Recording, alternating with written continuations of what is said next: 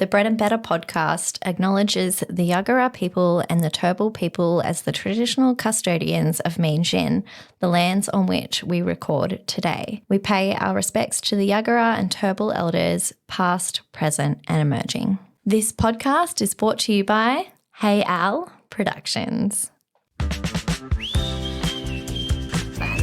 Did I say good? Did I get you to do it one more time? Maybe just in case. Okay, do it one more time. Go. Bread and Better podcast. Okay. Bread and Better podcast. I feel like I am. Bread and Better podcast.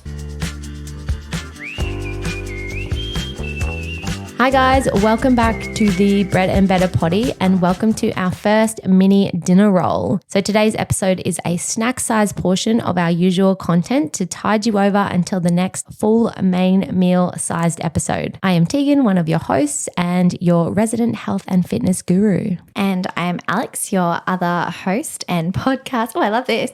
Tegan wrote this for me. And podcast producing extraordinaire. We're keeping the intro brief this week so that we can hook into this little snack. Today we are going to be sharing a few reminders going into the silly season to help you feel your best physically and mentally. So for the segment, to keep it on theme as we're talking about Christmas and we're just before Christmas when we're releasing this, we're going to share our favorite Christmas food, but it might be the same as the food that you shared in our last episode, Alex. It might be. Can I do a few? Yeah, go on. It's so hard Quick to narrow fire. it down. Quick fire. Roast turkey. Live Done. for it. Yeah. I don't know if I go apeshit over turkey like you do. Can I cook you my turkey? Because I've changed Sure. mines. Like Georgia and Ash and Fraz were always like, oh, I'm not that into turkey. It's dry. And then I made them my turkey and they were like, holy shit. Yeah, I'll have some turkey. Yeah, I'll make it for you. I'll never say no to food. Okay. So roast turkey. Love a gluten-free, dairy-free Christmas pudding with some custard. Yum, custard is lit. At nighttime after Christmas, I live for that little pudding.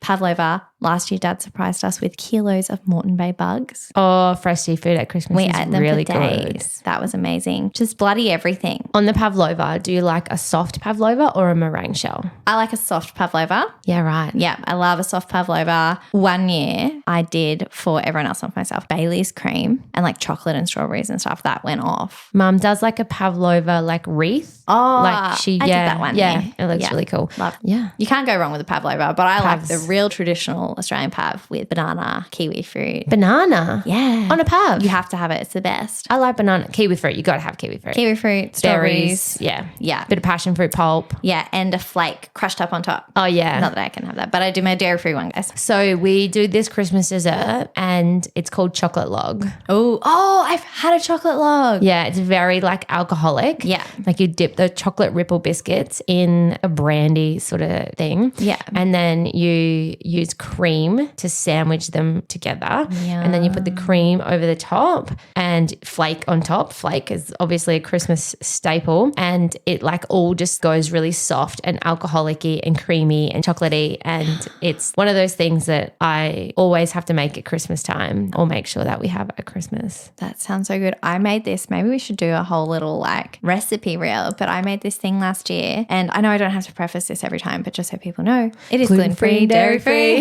Don't want anyone to like call me out. But I crushed chocolate biscuits with Olivani and you set that in the freezer. And then I get like vanilla ice cream and mashed it up with fresh cherries and chocolate ripple, a bit of peppermint in there. And then, put it on top of the chocolate bicky and then another layer of chocolate bicky on top. And it's a like frozen massive Ice cream cookie sandwich. ice cream. Yeah. It's delicious. Oh, I love all the Christmas food. A glazed ham always goes off too. Glazed ham. Glazed ham always goes off. Yeah. I love to do a good pork crackling for my dad. I feel like when I nail the pork crackling for him, it's like so satisfying. Okay, do you want to know a chef tip Yeah. for pork crackling to get the best crackle? And I got this from Recipe Tin Eats, actually, not even from my chef training. Oh, yes. But instead of having a rolled roast, Yeah. you actually unroll it and you want to have it as flat as possible because then you have the most surface area showing so that you get the crackle all the way around because you know how the sides aren't crackly otherwise? I think actually that I use the same recipe. And then if it's like uneven, you put like foil balls underneath to make it all nice and flat. Yeah. Yes. And that's the elite way to cook pork. Yeah. And I like wet mine, dry it, and then. And you don't do the oil. crackling at the start, you do the crackling at the end. Yes. Yes. Yeah. My stomach just rumbled so loud that I'm unsure if the mic is going to pick that up. Oh, I'm so excited to see in editing. That's so funny.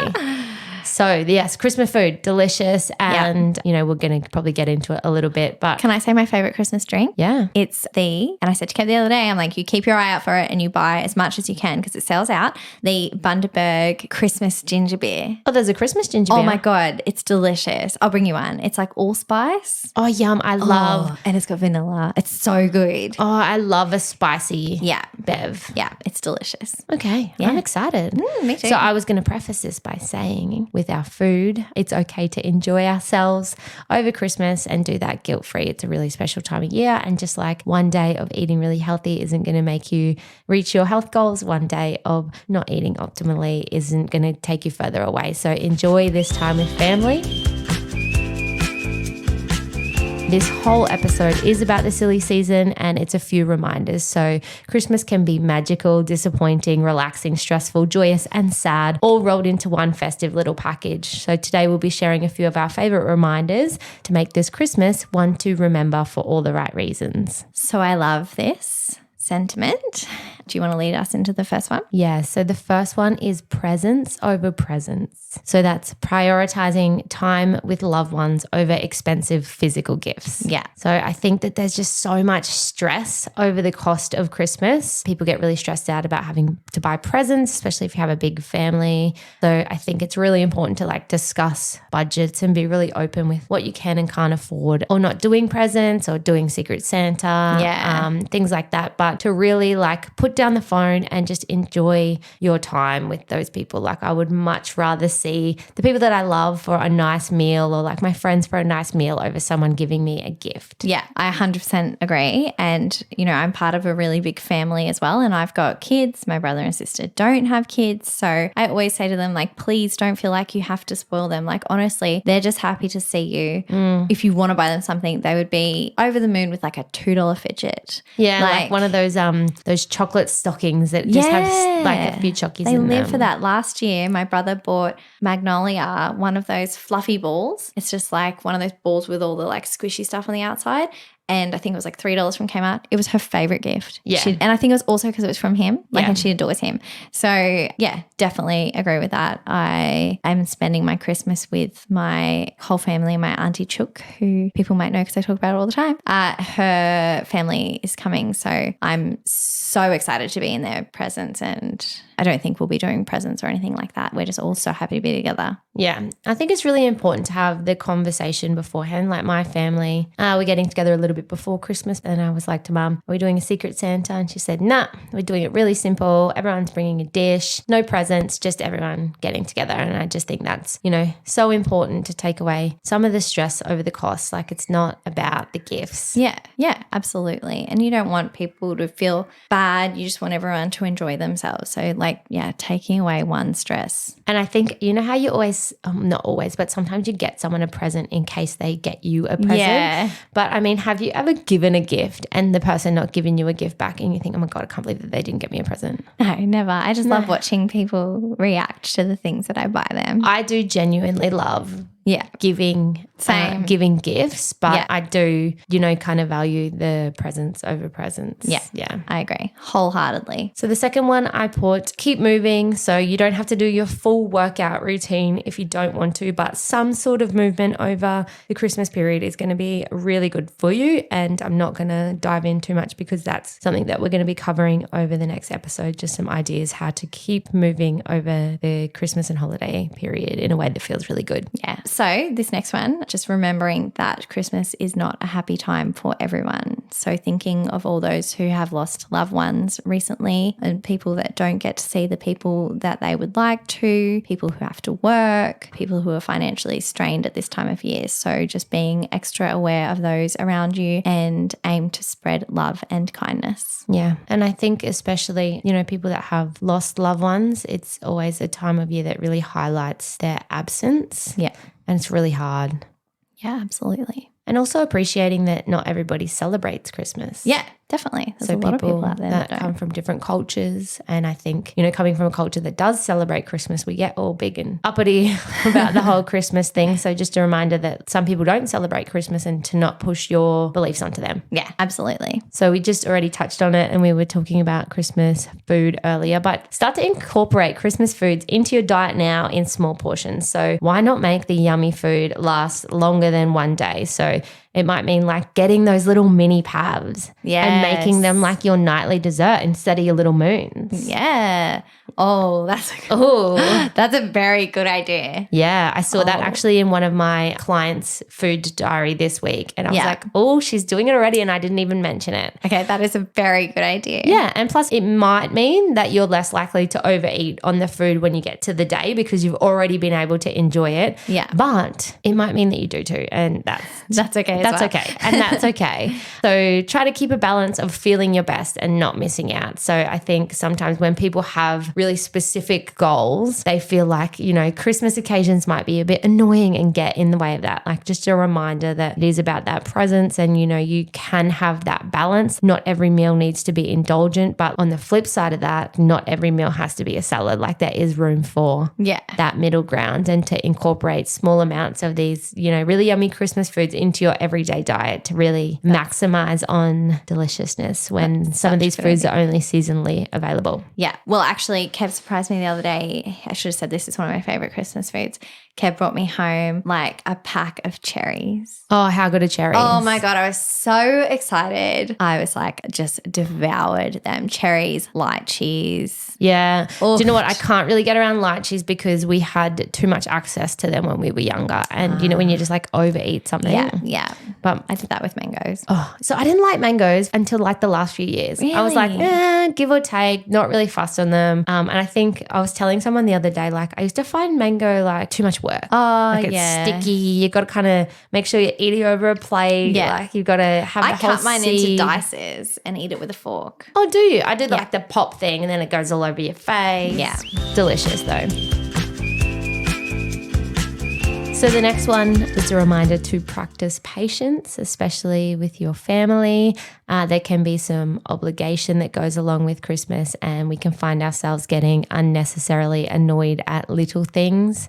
So there's always, a few events that you need to drag the kids around to or, get everything done, or you need to make sure you're here at this time and here at this time to see everybody that you need to see. And there can be a level of obligation and annoyance in that sometimes. So I know that that's true for me. So just remember that I get to mentality and be grateful that you have family to be annoyed at. Yes, that's so good. Okay, so the next one, take time out for you, especially if Christmas demands a lot of you and the mental load is high. Basically, if you're a female. LOL. LOL. That's on the script. This is very good advice. Something that I need to take on board. I love hosting Christmas. It's like my favorite thing to do and it can get stressful, but I just embrace it. I love it so much. But yeah, I think I put so much into preparing, and this might be good advice for you as well. If you are hosting, I prefer to do everything the day before and in the lead up to, so that on the day I can just really enjoy it with my family. So this year we're doing cold dishes. So I'll cook all the roasts the day before and we're just going to eat it all cold so that I can just like have the best day. Yeah, that's such good advice. Yeah. It's like my dream to host a huge Christmas. Yeah. We used to do, when I was younger with my friends, we used to do what we would call orphan Christmas at night. Yes. Because often, because my parents are divorced, often they would both be away on the same year. And then that year I would be like, oh, what am I going to do? What do I do? Yeah. So a few times I got my friends together and like some of them did Christmas with their family in the day and then a Christmas dinner at night, and we all kind of like pitched in and it was really awesome. And I've hosted a very small family Christmas, but I like love hosting and dinner parties and things like that. But I, really know how to prepare for things like that from my background in chefing so that I don't need to be in the kitchen the entire time. But I think we've all been at a Christmas where, ourselves or our mum or our nan has just spent the entire day in the kitchen. And that's just, not it. Not it at all. But I can guarantee the food would have been Oh, amazing. Me, my mum and my nan all in the kitchen at the same time is hilarious. Yeah, I love that. So it's like, oh, you're doing that like that. It's not how I would do it. Oh, you're doing that. It's chaos. Oh, that's It's chaos, good. but it's like my favorite fucking thing in the world. It's the best type of chaos. Yeah. I love it. I even love everyone in the kitchen washing up afterwards and cleaning up, and everyone puts all the stuff in the wrong place, but it doesn't matter because everyone's so happy. Yeah, that's what I loved about my family Christmas in July. Just like everybody in the kitchen, like having a crack.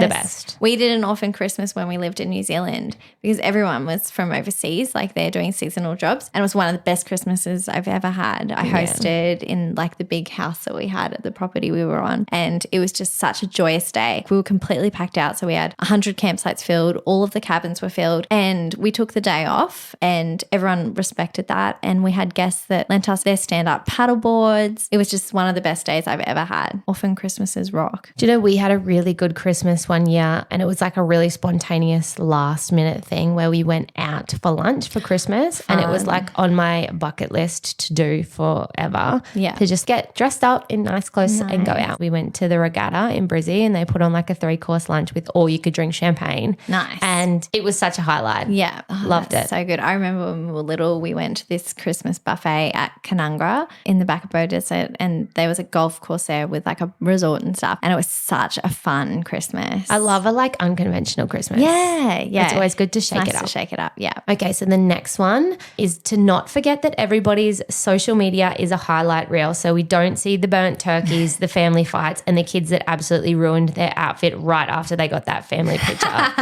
So comparison is the thief of joy and don't let it steal yours. Yeah, this is so good. And actually, I will admit, I was guilty of this last Christmas. So like on Instagram, it looked like I had the most amazing time ever, which I did. But I was actually incredibly ill and in the ED on one of the days when I'm posting all these beautiful photos because I had a really nice day. And I was in the ED waiting room posting the photos of this beautiful lunch I had. Yeah, it's not the full picture, hey? Yeah, it's not the full picture. And I think like I love on Christmas night getting into bed and going on my phone and seeing what everybody's Christmas day looks like. Yeah, I love but that. like try not to do it in the day, but like put your photo up so everybody can see a little family pic. Love that. But just remember, you don't know what's happened. You don't know what's gone down. Yeah. It's just a highlight reel. It's just that from mine to yours. Yeah. And just be present with the people that you love. So the last one that we had on here was to remember to give generously if you can. So there are many organizations that help the less fortunate at Christmas time. So something small to you can mean the world to someone else. So if you're able, give your time to those that might be feeling lonely as well. Yeah. There's actually like a lot of different variations of that. And I can pop some links to this in the show notes and also might put some things on our Instagram because every year the kids take their pocket money and will go and buy one of those things off the Kmart wishing tree. So you can do $3 or whatever you have. The idea is that you then go and buy something for that amount from Kmart or Target do it as well. And then like a toy. Yeah, for a toy. kid. Yeah. And then you put it under the tree and then that goes to someone. Or like the food drives. I always like to get involved with a food drive as well. And there's also, if you do have like more to give, there's this really cool program that a lot of my friends do every year. And I'll get the link to this, but you get matched with a child or a family that their parents aren't able to give them any gifts that year, and they'll write like a little wish list and then you can go and fulfill the wish list. They really want. Yeah, it's really beautiful. And last year, this is so tough. Christmas makes me so emotional. Last year, my friend Maria did it and this little girl asked for presents for her brother instead of her. And it's just so nice. So anyway, my God, Christmas really gets me. Christmas is like I said, a lot of emotions. Yeah, it is. But anyway, pull myself together. Okay, well, those were our little tips to remember this Christmas. And I did include a segment at the end here, but I didn't tell you about the segment. So we're going to go, what is one of your favourite Christmas memories from when you were a child? Oh, okay. Oh, this is a good one. Do you want me to go first while you have a little think? think? You go first while I have a think. So on my dad's side of the family, there is a lot of us. So my dad is one of 9. Oh, wow. And my cousins, I don't have a head count. Yeah. I'm going to say that we're in the 20s. Wow. First cousins. So when we would have Christmas at my grandma's, it was hectic, like lots of people. And I just remember that it felt like the pile of presents, and my grandma would buy presents for all of us. Oh my God. Yeah. She would buy presents for absolutely everybody. And the pile of presents, it was like a mountain. Yeah. In my mind. And it wasn't like she would go overboard, but everybody would have a present. Yeah. And just like so many kids, so many cousins, so much food. Like we would just sit out the back. It wasn't anything fancy. Yeah. But just like having a big family and doing like a big family Christmas like that was, I have really fond memories. Yeah, that's so fun. Big Padget family Christmases. That's awesome. So many people. That's probably why I'm so loud. Got to talk over everyone to be heard. Yeah. Oh, I love that. That sounds so fun. So one of my favorite memories, okay, I'm going to just have to say, is getting my Barbie dream house. I remember that so vividly, and I have a photo of it. That might be why I remember it, but I remember I was like 4 and it was bigger than me, and that was very exciting. But also, this is a really funny memory. My nan, who's one of my favorite people in the world, she's agnostic, but my pop's quite Catholic. So when I was little, we used to go to church on Christmas Day, and one year we were sitting there and the like hymn was about to start, and my nan's really funny, and I don't think she did it on purpose, but we were all like, really bored because we were little, and the hymn's about to start, and my nan just goes, hallelujah, like at the top of her lungs. It's just like the funniest thing ever, and it's just stuck in my mind for like all of time. And it was just like, that was a really nice Christmas day. Like she'd made us these baskets and they had all of our favorite things in them, and I think I got rollerblades, and yeah, I've got a lot of beautiful Christmas memories. Thank you for snacking on the mini dinner roll. We hope that your Christmas is everything you wish it is and more. And if it isn't, don't worry. With a bit of luck, we have many Christmases ahead. If you are struggling this Christmas, don't be afraid to reach out for help. Christmas can be a really challenging time for many reasons, and we recognise that it's a triggering time for many. See the show notes for some useful organisations that may be able to help. We have one more episode before the big day. We'll be diving into staying active over Christmas and setting goals for 2024. So we will see you then. See you then.